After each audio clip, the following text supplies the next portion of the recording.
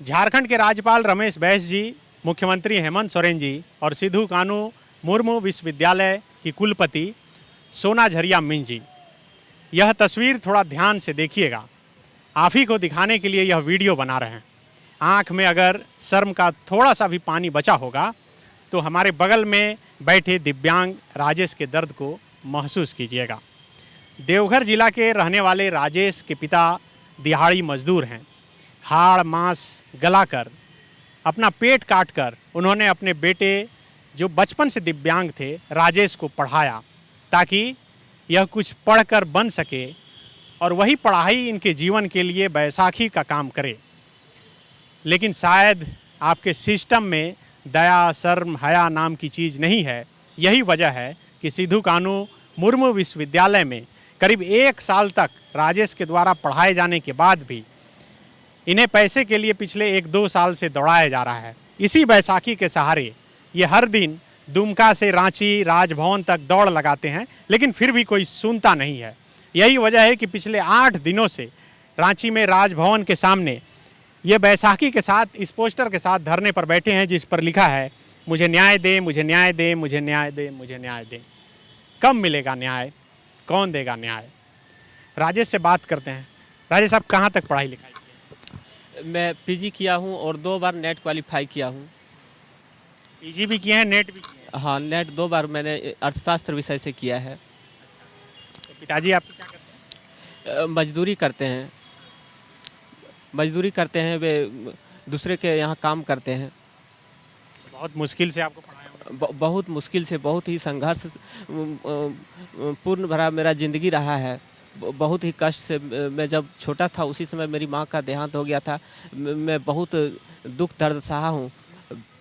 मैं school 4 kilometre Baisakhi से जाता था, रोज़ गिरता था। रोज़ मैं कोई भी दिन ऐसा नहीं होता था जिस दिन मैं नहीं गिरता था। मेरे इधर घाव हो जाता था, खून निकलता था। इसके बावजूद भी मैंने स्कूल जारी रखा और मैं हमेशा अपने क्लास में स्कूल में टॉप किया हूँ, करते रहा था। बहुत दिनों मैं बहुत मेहनत किया हूँ, बहुत ज़्यादा मुझे कष्ट हुआ है। मैं और मेरे साथ अन्याय हो रहा है, मुझे न्याय नहीं मिल रहा है। मुझे महामहिम से, मुख्यमंत्री से और अन्य जो भी हैं न्याय देने वाले, मैं उन लोगों से न्याय का गुहार लगा रहा हूँ। मैं 8 दिनों से यहाँ धरना पर बैठा हुआ हूँ, लेकिन कुछ भी रिस्पांस अभी तक नहीं आया है उन लोगों के द्वारा। मैंने लेटर भी दिया है भेंट करने के संबंध में, लेकिन कुछ भी नहीं हो पा रहा है। मैंने 1 वर्षों तक 1 वर्ष से अधिक समय तक मैंने सिद्धू कानू मुर्मू यूनिवर्सिटी में शिक्षक के तौर पर सेवा दिया हूँ। विभागाध्यक्ष के मौखिक आदेश से जब मैं नेट क्वालिफाई किया तो उन लोगों ने मुझसे संपर्क किया और बोले कि यहाँ शिक्षक का कमी है, आप सेवा दीजिए, इसके बदले में जो भी घंटी आधारित शिक्षक को मिलता है वो दिया जाएगा। लेकिन मुझे कुछ भी नहीं मिल पाया और मुझे वर्गाध्यापन के कार्य से ही हटा दिया गया जब मैं पैसा का मांग किया तो। मतलब 1 साल तक आप सिद्धू कानू मुर्मू विश्वविद्यालय में पढ़ाए, उसके एवज में पैसा आपको नहीं दिया गया? नहीं मिला, कुछ भी नहीं मिल पाया मुझे। पैसे की आप लड़ाई लड़ रहे हैं? हाँ, और पैसे के साथ साथ मुझे वर्गाध्यापन के कार्य से हटा दिया गया है। मुझे वर्गाध्यापन का कार्य करने दिया जाए, मुझे हटाया नहीं जाए। मैं बेरोजगार हो जाऊंगा, हटा दिया जाएगा। इतना मैंने पढ़ाई किया, अब और मुझे क्या करना चाहिए, कितना तक और पढ़ना चाहिए जो जिससे कि मुझे नौकरी मिलेगा। मैंने 2 बार नेट क्वालिफाई किया। इस हालत में, इतने गंभीर हालत में, मैं 70% दिव्यांग हूँ। सोच सकते हैं कितना गंभीर स्थिति है, कितना मैंने संघर्ष किया है। क्या बोलना चाहेंगे मुख्यमंत्री जी से? मुझे न्याय मिलना चाहिए। मैंने जो पढ़ा रहा था उसका जो मानदेय बनता है वो चीज़ दिया जाए और मुझे वर्गाध्यापन का अनुमति दिया जाए, मुझे हटाया नहीं जाए वहाँ से। तो ये जो पैसा है आपको क्यों नहीं दिया जा रहा है? क्या बोला जा रहा है? बोला जा रहा है कि आपका नियम पूर्वक नियुक्ति नहीं हुआ है। तो नियम पूर्वक क्या सचमुच में नियुक्ति नहीं हुआ था? नियम पूर्वक नहीं हुआ था। जब मैं नेट क्वालिफाई किया तो उन लोगों ने मुझसे संपर्क किया। कौन किया संपर्क? विभागाध्यक्ष ने। कौन थे विभाग? डॉक्टर टीपी सिंह थे। उन्होंने बोले कि यहाँ टीचर का कमी है, आप सेवा दीजिए, इसके बदले में जो भी घंटी आधारित टीचर को मिलता है वो दिया जाएगा। लेकिन जब मैंने वर्गाध्यापन का कार्य शुरू किया उसके बाद कुछ नहीं मिल रहा था, तब मैंने पैसा का मांग करना शुरू किया। महामहिम से भी मैंने भेंट किया, उन्होंने आदेश दिया कि इसे पैसा दिया जाए, लेकिन इसके बावजूद भी मुझे पैसा नहीं मिला। और जब मैं मैं 3 बार अनशन किया यूनिवर्सिटी में। अंतिम बार जब मैं अनशन कर रहा था तो मुझे घसीट के बाहर निकाल दिया। गेट के बाहर ही मैंने अनशन किया और दिन भर रात भर मैं अकेले रहा भूखे प्यासे। उसके बाद सुबह मुझे ज़बरदस्ती फूलों जहानो मेडिकल कॉलेज में एडमिट कर दिया गया पुलिस द्वारा ले जाके। वहाँ मेरे साथ कोई नहीं था, मैं अकेले था। मेरा स्थिति बहुत ही ख़राब था, मुझे अनशन समाप्त करना पड़ा।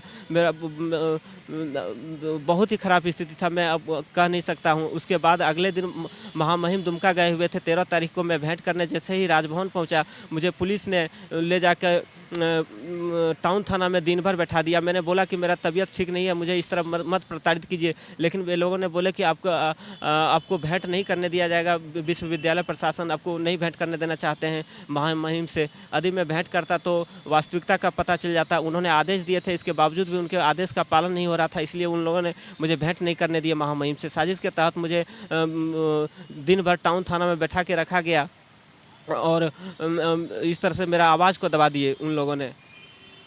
आप राजेश इतने मुश्किल हालात में पढ़ाई किए, पिताजी मजदूर हैं, आप खुद पैर आपसे का जो है दिव्यांग है, आपको क्या लगता है कि ये समाज में कैसा मैसेज जाएगा कि एक दिव्यांग लड़का जिसके घर में लोग मजदूरी करते हैं, पिताजी, माँ नहीं है, पिताजी किसी तरह पैसा जुटा के आपको पढ़ाए, फिर भी नौकरी नहीं लग रही है, एडहॉक पर आपको रखा गया और वो पैसा नहीं दिया जा रहा है, तो ये क्या लग रहा है कि ये जो दर्द है हर एक युवाओं का है कि सिर्फ राजेश के साथ?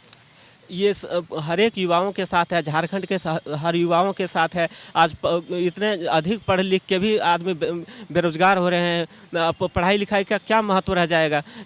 मैंने 2 बार नेट पास किया और मैंने यूनिवर्सिटी में एक साल पढ़ाया और मुझे घसीट के बाहर निकाल दिया। एक दिव्यांग को घसीट के बाहर निकाल दिया। जब मैं शिक्षक के तौर पर वहाँ काम कर रहा था, वहाँ के सब स्टाफ देख रहे थे, वहाँ के सब लोग देख रहे थे, कुछ स्टूडेंट भी थे जो देख रहे थे कि किस तरह से घसीट के निकाला जा रहा है। एक टीचर के साथ किस तरह से व्यवहार हुआ, ये बहुत ही गलत प्रभाव जाएगा। पढ़ने का महत्व यही खत्म हो रहा है। पढ़ाई लिखाई क्यों आदमी करेगा जब इस तरह से इतना पढ़ने लिखने के बाद भी कुछ नहीं हो रहा है, तो पढ़ाई का क्या महत्व रह जाएगा? लग रहा है कि 8 दिन में लोग सुने नहीं, अब आगे कितने दिन तक बैठिएगा आप ऐसे? मैं अनिश्चितकालीन धरना पर बैठा हुआ हूँ। मुझे विश्वास है कि मीडिया के थ्रू, प्रिंट मीडिया के और इलेक्ट्रॉनिक मीडिया के थ्रू लोग मेरा सपोर्ट करेंगे और मुझे न्याय दिलाने का भरसक प्रयास करेंगे। सरकार तक मेरी बात नहीं पहुँच रही है शायद।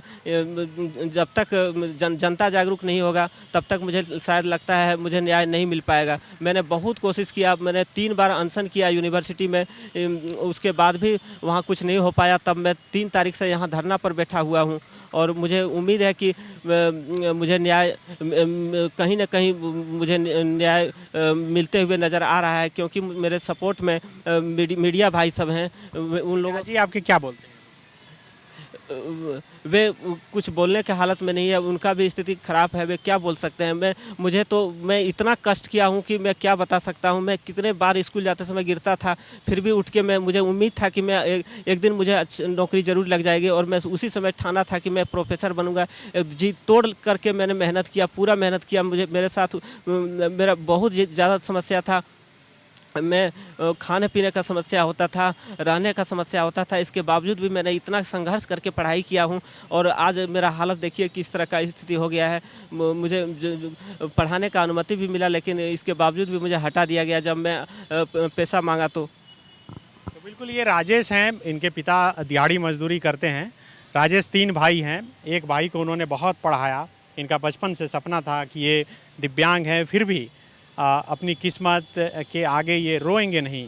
किस्मत को लेकर ये आगे चलकर प्रोफेसर बनेंगे। इन्होंने 2 बार नेट क्वालिफाई किया, एक बार ही बहुत मुश्किल होता है नेट क्वालिफाई करना, और यही वजह है कि इन्हें सिद्धू कानू मुर्मू विश्वविद्यालय में पढ़ाने का मौका दिया गया। लेकिन 1 साल से भी अधिक समय तक पढ़वाने के बाद इन्हें अब पैसा नहीं दिया जा रहा है और अपने करीब 1 लाख रुपए जो पैसा होता है उसके लिए पिछले 1-2 साल से ये लड़ाई लड़ रहे हैं।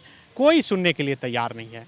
आप समझ सकते हैं कि सिस्टम की क्या स्थिति है कि एक बहुत ही गरीब निर्धन परिवार का बच्चा जो अपने हौसले से, अपने स्तर से कोशिश करके किसी तरह पढ़ाई करता है, क्लास में टॉप करता है, नेट क्वालिफाई करता है, पीजी करता है, फ़िलहाल पीएचडी कर रहा है, वो किसी तरह पढ़ाई करवा रहा है, कॉलेज में जाके बच्चों को पढ़ा रहा है, लेकिन उसे पैसे नहीं मिल रहे हैं। आखिर कौन सुनेगा? राज्यपाल यहाँ से कुलपति को आदेश देते हैं, कुलपति जो है हाथ खड़ा कर देते हैं। क्या राजेश के मामले में कोई संज्ञान लेगा? कोई आगे बढ़ेगा? कोई इनकी बात सुनेगा? कोई ये जो खुले आसमान के नीचे राजभवन के बाहर धरने पर बैठकर ये अपनी बात राजभवन की इस चारदीवारी के अंदर तक राजेश पहुंचाना चाहते हैं, कोई पहुंचा पाएगा? हम चाहेंगे कि हमारा ये वीडियो राज्यपाल, मुख्यमंत्री और सिद्धू कानू मुर्मू विश्वविद्यालय की कुलपति तक पहुँचे, उनके कानों तक हमारे और राजेश के शब्द पहुँचे, तो शायद वो इस दर्द को समझ सकें, महसूस कर सकें कि एक गरीब परिवार का बेटा पढ़ाई करने के लिए कितना मेहनत करता है, और पढ़ाई करके जब वह काम करता है उन्हें वेतन नहीं मिल पाता, उन्हें जो पैसा तय होता है वो नहीं मिल पाता, तो उनका दर्द कितना हो जाता है। शुक्रिया। TheFollowUp.in. Like, share, and subscribe. www.thefollowup.in